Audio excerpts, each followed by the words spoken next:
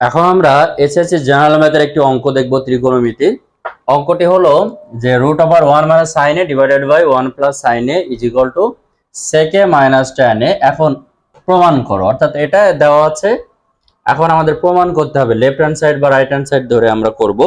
প্রথমে আমরা এখন একটু লেফট হ্যান্ড সাইড ধরে করব।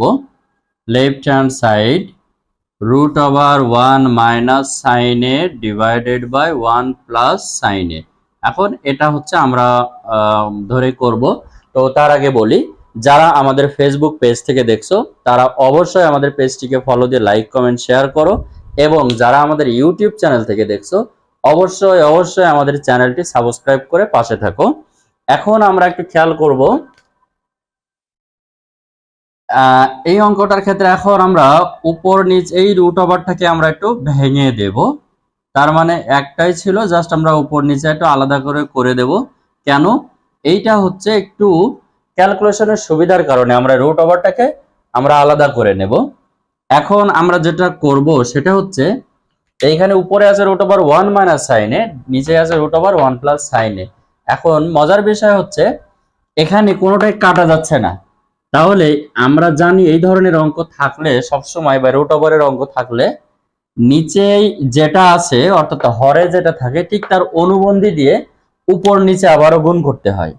কেন? এই √ওভার ওঠানোর জন্য নিচেই যেটা থাকে সেইটার অনুবন্ধী দিয়ে, অর্থাৎ এখানে 1 + sin a আছে, তাহলে 1 - sin a হবে। তাহলে সেটার ঠিক অনুবন্ধী দিয়ে উপর নিচে আমরা গুণ করব। এখন তাহলে 1 - sin a আছে থাকলো, আর নিচে হচ্ছে √1 + sin a। এখন এইটারই অনুবন্ধ হচ্ছে 1 - sin a, এই যেটা। তাহলে প্লাস আছে মাইনাস, তাহলে উপরেও আমরা করব কি, ওইটা দ্বারাই গুণ করব, যেটা নিচে এখানে এক্সট্রা গুণ করেছি সেমটা দিয়ে। আবার কাটাকাটি করলেও আবার সেই আগেরটাই থাকে। বিষয়টা হচ্ছে এমন। এখন আমরা একটু খেয়াল করব, উপরে যেহেতু দেখে আমরা আছে একই জিনিস আছে, √1 - sin, √1 - sin। এখন সেক্ষেত্রে কি আমরা এটা লিখতে পারি কিনা যে 1 - sin a লেখা যায় কিনা? দুইটা যেহেতু আছে, এটা এবং এটা, তাহলে স্কোয়ার দিয়ে দিলাম।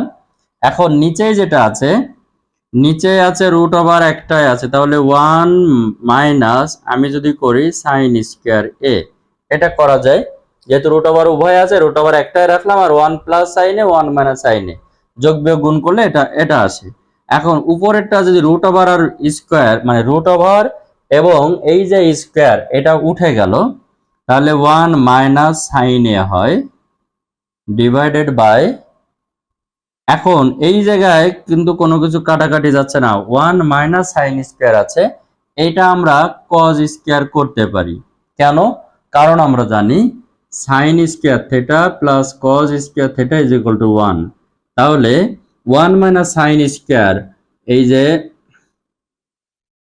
cos স্কোয়ার তাহলে 1 - sin স্কোয়ার লেখা যায়। এখন সেটাই আমরা একটু করলাম। এখন এখানে যেটা করা যায় 1 - sin a ডিভাইডেড বাই, এই যে √ওভার এবং এই যে cos স্কোয়ার কাটাকাটি করে শুধুমাত্র cos থিটা থাকে। এখন আমি যদি এখান থেকে একটু ক্যালকুলেশন করি, 1 - sin a divided by cos a, তার মানে 1/cos theta minus sin theta by cos theta, এটা আমরা করতে পারি, খুবই সহজ। এখন তাহলে এর পরের অংশটা অবশ্যই আমরা বুঝতে পারছি কি হবে। আমাদের প্রমাণে যা আছে sec a মাইনাস, সরি আমার এই যে এখানে স্কোয়ার হবে না, এটা সবই আমাদের সরি মানে থিটা না দিয়ে a হবে, একটু ভুল হয়ে গেছে থিটা। আচ্ছা, এখন আমার প্রমাণে আছে left hand side = sec a minus tan a। তাহলে 1/cos আমরা জানি sec a, sin/cos আমরা জানি tan a। তাহলে এটাই তো আমাদের প্রমাণ।